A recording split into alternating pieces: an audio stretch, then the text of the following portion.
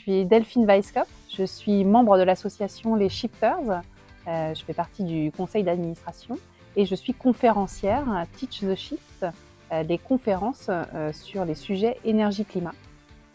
Alors Dimitri Carbonel, je suis aussi shifter et j'interviens aussi à la fois pour les conférences, aussi sur la partie plaidoyer, puis j'ai écrit un petit bouquin qui s'appelle 2050 Crash ou Renaissance. Aujourd'hui avec les étudiants, on a couvert en plusieurs thématiques, mais vraiment qui tournent autour du climat. La première, c'est bien comprendre quels sont les enjeux climatiques, ce à quoi on va s'exposer.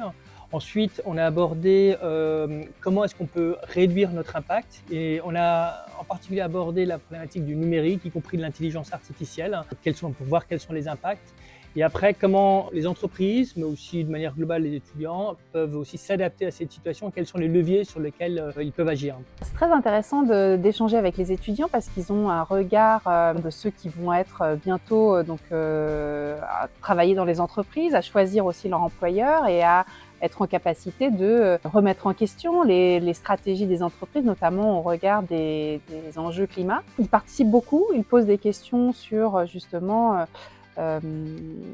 comment est-ce qu'on peut atteindre les objectifs qu'on s'est fixés à la communauté internationale, comment est-ce qu'on peut contribuer en tant qu'individu, comment est-ce que les entreprises aussi peuvent concilier les enjeux de croissance économique, de profitabilité et de transition écologique.